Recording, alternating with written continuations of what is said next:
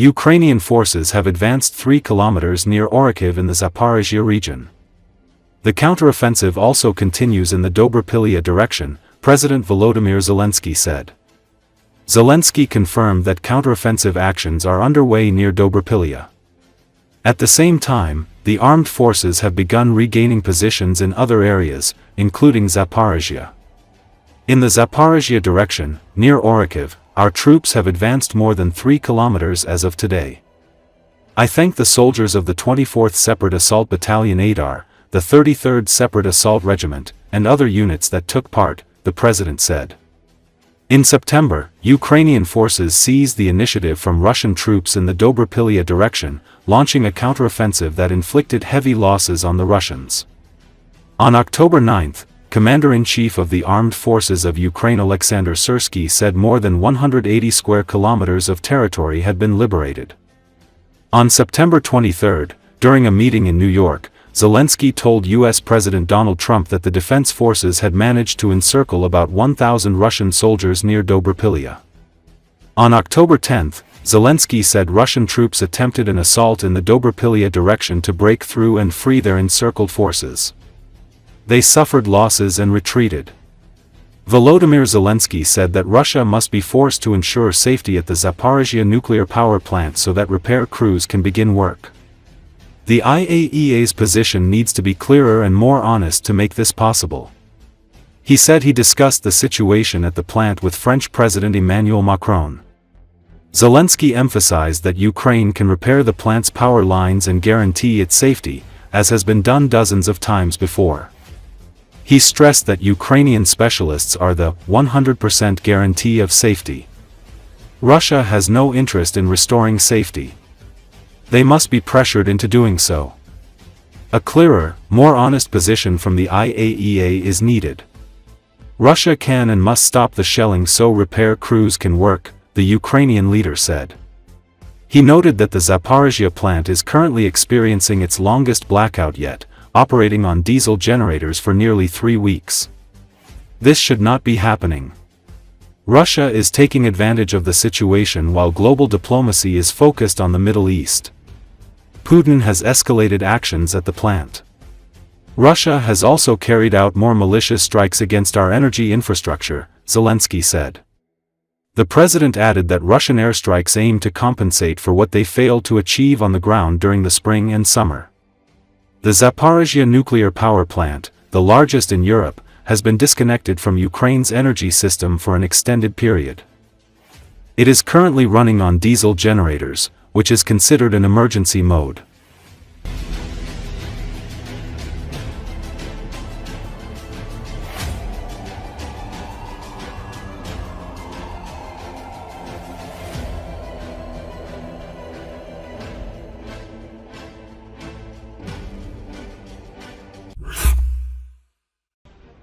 The Freedom of Russia Legion, comprised of Russian citizens fighting on the Ukrainian side, announced the beginning of a new phase of its operations.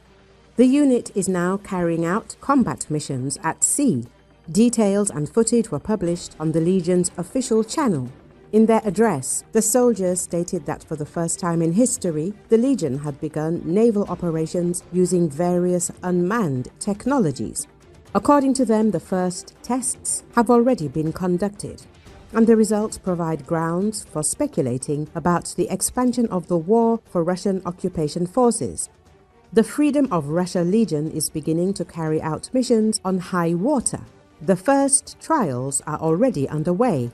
Details will remain behind the scenes, but one thing is clear. The enemy can no longer feel safe, even in places they previously considered themselves out of reach. The statement reads, Legion representatives emphasize that their actions are aimed at destroying the illusion of security among Russian forces. We're developing, expanding our strike zone, and doing what the enemy isn't prepared for. Not on land, not in the air, not at sea. The regime has no safe areas left, the fighters stated. The use of Russian volunteers in naval drone operations could mark a new stage in warfare where cyber technology and autonomous systems are playing an increasingly important role. Thus, the Freedom of Russia Legion demonstrates that even after more than 2 years of full-scale war, Russia is losing not only territory and moral advantage, but also control over space it previously considered inaccessible. Recently, Maximilian Andronikov, deputy head of the Freedom of Russia Legion, spoke about the growing strength of Russian volunteers fighting Putinism. We're growing, we're gaining combat experience, we're becoming stronger politically. We're becoming more visible within Russia, and that's the most important thing, because our core strength lies deep within our homeland. Many of those people who can't cross the Russian border are waiting for us. Everything will work out, he said. The number of such service members is constantly growing, he said. You know what happened to one of the Russian pilots after the attack on Okhmatdet. Everyone saw that it was a Russian Kh-101 air-to-ground missile that hit the children's hospital, and it all became clear to everyone. Cases like this will become more and more common. I believe that not all Russian service members are complete degenerates, especially among the officer corps. Andronikov also emphasized that the Legion does not seek out Russian military personnel to join its ranks.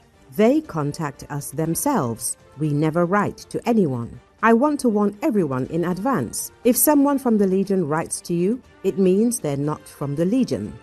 They're either the FSB or other Putin security forces looking to earn another star, the Russian volunteer noted.